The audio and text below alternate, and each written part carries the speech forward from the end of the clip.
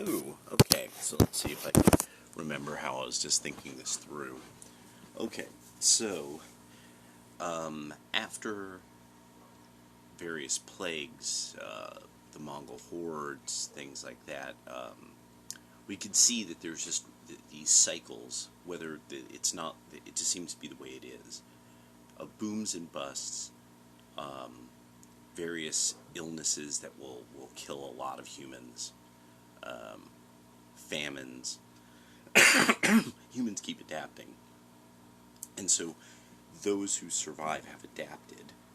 You end up with this manorial period in many, many nations, and like manor, M-A-N-O-R. Europe heavily shaped by the manorial system and the breeding patterns thereof.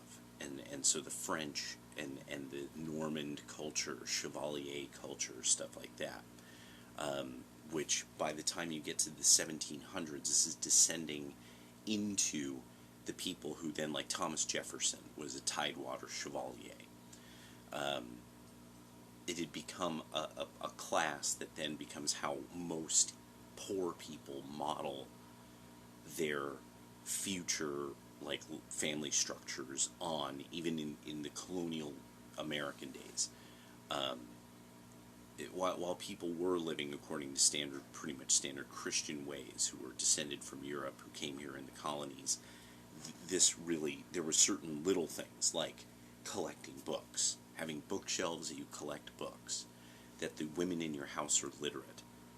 The reason for this is so that they could end up teaching quite specifically to your own children. They could teach their own children, because it's always an expense to have your children learn outside the home. You had to pay. You had to give somebody usually money, or in some way compensate them. The only other thing was just children would just work otherwise. That's what they did. They were labor. They had to. Once the kid was ambulatory and could help, they did. So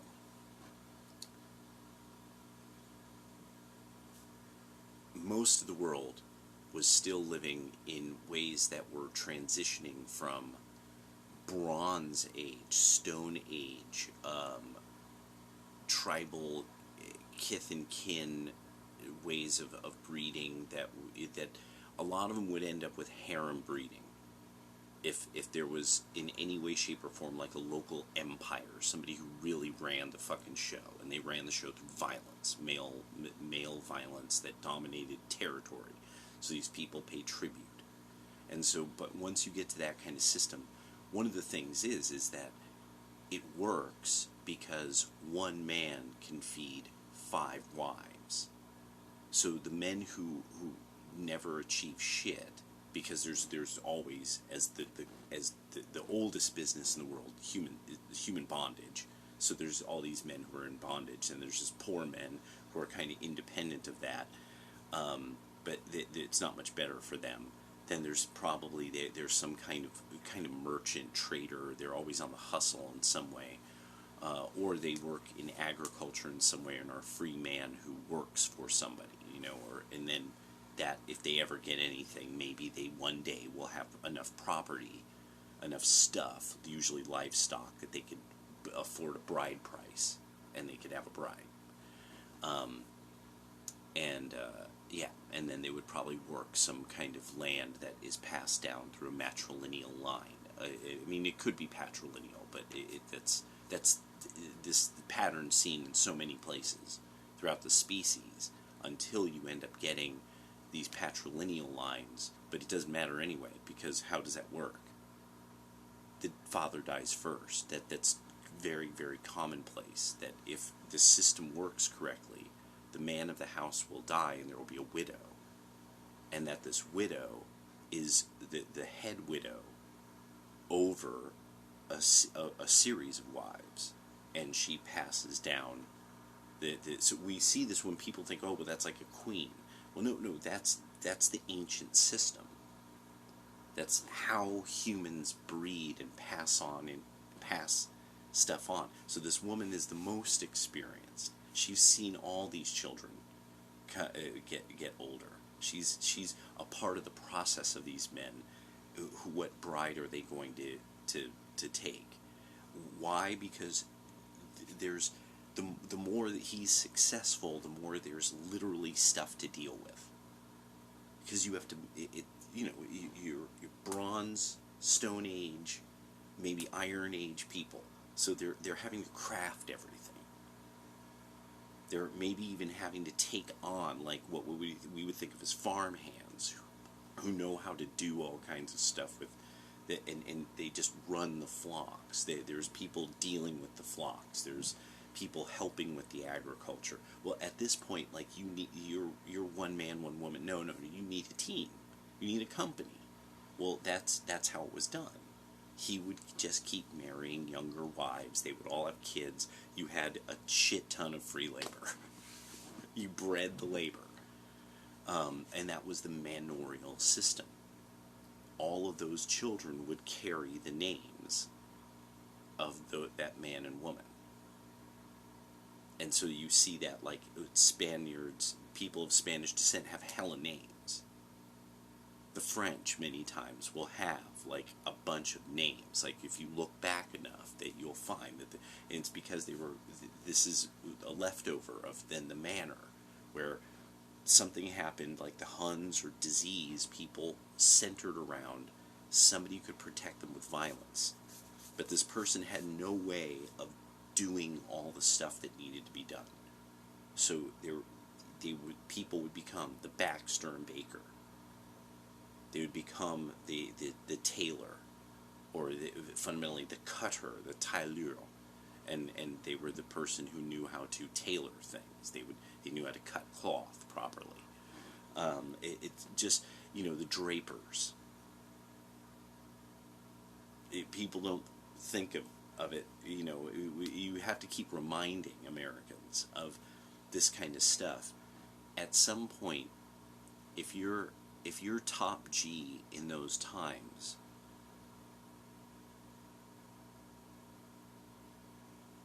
top wife is the key to your empire.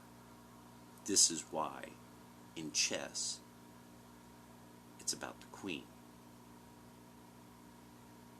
She's managing the business of a person who's successful when most humans are in bondage. It is very valuable that heaven hath taken her beauty away. She is now underestimated by everyone. An old woman. Maybe she's dressed well, but she is underestimated. In many cases, she is just another old woman. She's just invisible to most people. The young see each other. People who know what they're looking for. That's why. That's what you're worried about. That's why you hope you have sons who accompany your wife whenever she goes to the market to deal with things. That is why she's looked after by her brothers and brothers-in-law. Luckily, heaven hath made her invisible to most men who are young and can deal out violence, or try to then save, maybe even charm her away from you. No bastards. No, nobody else's children in this household. No, we rock our own children, and our own children alone. So, he gets more valuable. She gets to hire the kind of women who she can stand having her husband. She oversees this girl's life. It also is that, to be in the good graces of the lady of the house in this manner, because this becomes important.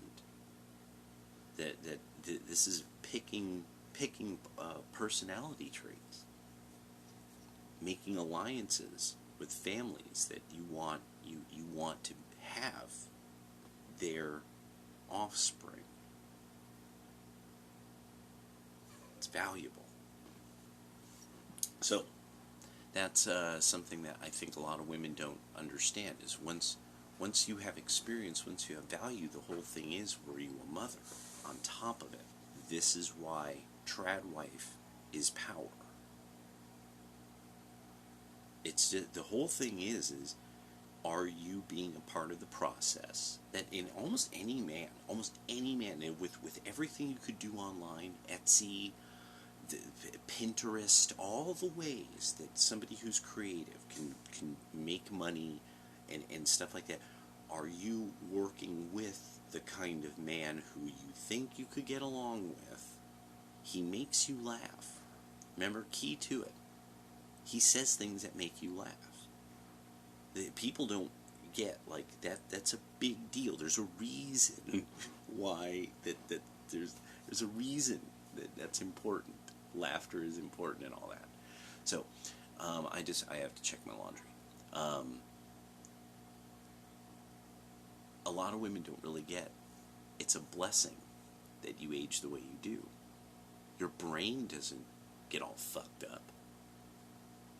No. People don't, you vanish in a way. But now you have something. You have children. People will, in a normal world, things will happen to them. People take them to things. China, you could see videos, people taking children. They sell them into bondage. So you have all kinds of things of value now, and you have experience, and you have respect because you are somebody's mother. You are the mother of these exemplary children. You've invested wisely by saving time and money.